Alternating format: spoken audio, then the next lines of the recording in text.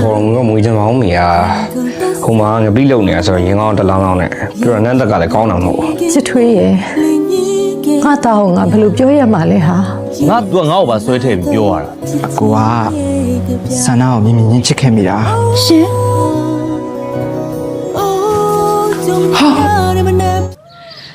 ပြောလို့ရတယ်ဆိုရင်တော့သမီးကမပြောသင့်ဘူး သူတို့ခွင့်လို့ချင်ခွင့်လို့ပလိုက်စေကြာညိုကတော့ဘတော်မှခွင့်မလို့ဘူး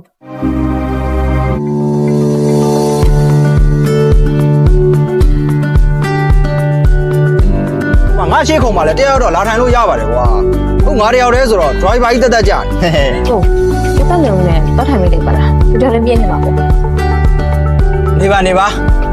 တော့ကြာဒီရှေ့ကိုလာပြီးတော့ငူကြီးလုံနေမှာပြင်ဒုက္ခသူထိုင်နေတဲ့သူဘေးမှာပဲထိုင်ပါစေအေးပါအင်ရှင်ရဲ့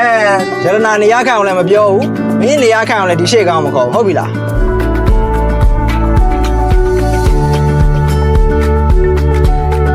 တက်တာရောကိုရဲ့ အော်ကိုတငယ်ချင်းနဲ့မိတ်ဆက်ပြရအောင်ပဲတင်နာမိုးမြင်နဲ့တင်နာဒါကိုညီမလေးခက်စနာထောင်းနဲ့ ညီမလေးကချစ်စရာလေးနော် အေးဒီမှာတွေ့လားစကားအရင်အများကြီးကောင်းတယ်မလားကြော်ဦးရဲ့သူ့ပြီးနောက်မှာတွေ့ရနှူးပြောင်းတဲ့ကောင်မလေးနဲ့မရ တွေ့ရတာဝမ်းသာပါတယ်ညီမလေး ကိုဘဝကိုဖျက်ဆီးခဲ့တဲ့မွေးဟောက်ကြီးရဲ့အတိုက်ထဲကိုတယောက်တည်းခြေစုံပစ်ဝင်သွားဖို့ဆိုတာဘလောက်တောင်တတ်သိလို့မလဲလိုင်းလေကြားကပန်းရွှေကြားအပိုင်း25မှာတော့ဆာရာဟာသူ့ရဲ့နောက်ဆုံးဖဲချက်ကိုထုတ်သွင်းပြီးဥကြော်စွာကိုအလဲထိုးဖို့ပြင်ဆင်လိုက်ပါပြီဒါပေမဲ့အဲ့ဒီအိမ်ဟောင်းကြီးထဲမှာဆာရာကိုစောင့်ကြိုနေလာကအောင်ပွဲလားဒါမှမဟုတ်တေးမင်းလားဆိုတာအခုပဲကြည့်လိုက်ရအောင်အပိုင်း25ရဲ့အစမှာတော့ဆာရာဟာဥကြော်စွာချိန်ထားတဲ့တောဆက်ကအိမ်ဟောင်းကြီးစီကိုကောင်းမောင်ပြီးထွက်လာခဲ့တာဗျာသူ့ရဲ့ဘေးနားမှာတော့အကိုဖြစ်သူမင်းသူမပါလာခဲ့ဘူးခမရတို့စဉ်းစားကြည့်အောင်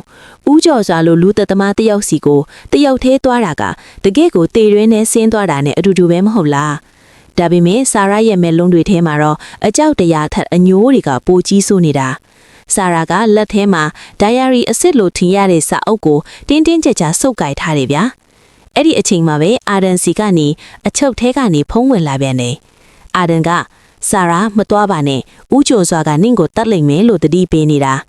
ကိုလိုက်ဒုက္ခပေးခဲ့တဲ့သူကအခုမှလာပြီးစိုးရိမ်ပြနေတာကတကယ့်ကိုရဲစရာကောင်းလာတယ်မဟုတ်လားဆာရာကတော့ဖုံးကိုပိတ်ပစ်လိုက်ပြီးအိမ်ဟောင်းကြီးတဲ့ကိုဝင်သွားခဲ့ပြီလေအိမ်ထဲမှာတော့ဦးကျော်စွာကဝိုင်းတစ်ခွက်ကိုအေးအေးဆေးဆေးတောက်ရင်စားတာကိုစောင့်နေတာဗျာသူ့ရဲ့ဘေးမှာတော့လက်နက်ကင်ထားတဲ့လူမိုက်တွေဝိုင်းနေတာပေါ့ဦးကျော်စွာကပြုံးကြီးနဲ့စားရာမင်းရောက်လာလိမ့်မယ်လို့ငါယုံကြည်ပြီးသားပါကဲငါလိုချင်တဲ့ diary ကိုပေးတော့တဲ့ဆာရာကစအုပ်ကိုစပွဲပေါ်တင်လိုက်ပြီးမြချက်ချင်းမပေးသေးမှုများသူကဥကျွံစွာကိုမေးလိုက်ခဲ့ရှင်ကျမအကိုကိုတတ်ဖို့ကြိုးစားခဲ့တာဘာကြောင့်လဲဆိုတော့ဥကျွံစွာကအယူတယောက်လိုရဲပြီးမင်းအကိုကငါရဲ့လမ်းမှာစူးတချောင်ဖြစ်နေလို့လေအခုတော့မင်းကလည်းစူးတချောင်ဖြစ်လာပြန်ပြီတဲ့ခမည်းတော်ရေဒီလူရဲ့သွေးအေးမှုကိုကြည့်ကြပါအောင်သူကဆာရော့ကို diary ပေးရင်လွတ်ပေးမိလို့ဂတိပေးပေမဲ့သူ့ရဲ့မျက်လုံးထဲမှာတော့လူသက်သမားရဲ့အရေးအယောင်တွေကအထင်သားပဲဆာရာက diary ကိုဥကျော်စွာလက်ထဲထည့်ပေးလိုက်တဲ့အချိန်မှာဥကျော်စွာကလောဘတကြီးနဲ့ဖွင့်ကြည့်တာပေါ့ဒါပေမဲ့ခမည်းတော်ထိလားအဲ့ဒီစာအုပ်ရဲ့စာမျက်နှာတိုင်းမှာဘာမှရေးမထားဘူးဗျာအဲ့ဒါကစာအုပ်အလွတ်ကြီးဖြစ်နေတာဦးကျော်စွာကဒေါသတကြီးနဲ့ဆာရာမင်းငါ့ကိုအယူလောက်တာလားဆိုပြီးအော်လိုက်တဲ့အချိန်မှာဆာရာကခက်အေးအေးပဲပြန်ပြောလိုက်တယ်ရှင်ရှာနေတဲ့ diary ကရဲတွေလက်ထဲရောက်နေပြီဦးကျော်စွာပြီးတော့ရှင်ရဲ့ဘဏ်အကောင့်ထဲကပတ်စံတွေကိုလည်းကျမကပရဟိတအဖွဲ့တွေစီအကုန်လွှဲပြောင်းပေးဖို့စီစဉ်ထားပြီးပြီတဲ့ကဲဦးကျော်စွာရဲ့ကဘာပြက်သွားပြီလေသူ10နှစ်လုံးလုံးလေးတပ်ပြီးစုခဲ့တဲ့ပတ်စံတွေအားလုံးစက္ကန့်ပိုင်းအတွင်းပြပစ်သွားတာကိုမြင်လိုက်ရတဲ့ဦးကျော်စွာရဲ့မျက်နှာကြီးဟာတကယ့်ကိုရှုမပစရာကြီးဗျာဦးကျော်စွာကယူတက်သွားပြီးစားရရဲ့လေပင်ကိုညစ်ပြီးတက်ဖို့ကြိုးစားတော့တာပေါ့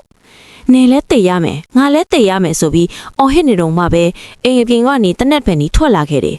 အဲ့ဒါကတော့မင်းသူနဲ့ရဲတွေရောက်လာတာဗျာဆာရာကသူတယောက်တည်းလာတာမဟုတ်ဘဲရဲတွေကိုအနောက်ကနေတိတ်တိတ်လေးခေါ်လာခဲ့တာလေရုံးရင်ဆန်ခတ်တီခိနေတော့ဦးကျော်စွာကဆာရာကိုဓာတ်စကန်လောက်ပြီးထွက်ပြေးဖို့ကြိုးစားပြန်လေဒါပေမဲ့ဒီတစ်ခါမှာတော့ဆာရာကအလျော့မပေးတော့ဘူးဗျာသူကဦးကျော်စွာရဲ့လက်ကိုအာနာကိုက်ပစ်လိုက်ပြီးရုံထွက်လိုက်တဲ့အချိန်မှာပဲရဲတွေကဦးကျော်စွာကိုဝိုင်းဖက်လိုက်ကြတာပေါ့ ဦးကျော်စွာကတော့လက်ထိတ်ခတ်ခံထားရရင်နဲ့တောင်ငါပြက်လာခဲ့ဦးမယ်လို့အော်နေတော့ပဲဆာရာကတော့အရာအလုံးပြီးဆုံးသွားပြီလို့ထင်ခဲ့ပေမဲ့ဦးကျော်စွာရဲ့လူမိုက်တယောက်ကအမောင်တဲကနေဆာရာကိုတနက်နဲ့ချိန်ထားတာကိုဘယ်သူမှမမြင်လိုက်ကြဘူးအပိုင်း25ရဲ့နောက်ဆုံးစက္ကန့်မှာထွက်လာတဲ့တနက်တန်ကဘသူကိုထိသွားတာလဲဆာရာလားဒါမှမဟုတ်ဆာရာကိုကာကွယ်ပေးလိုက်တဲ့မင်းသူလား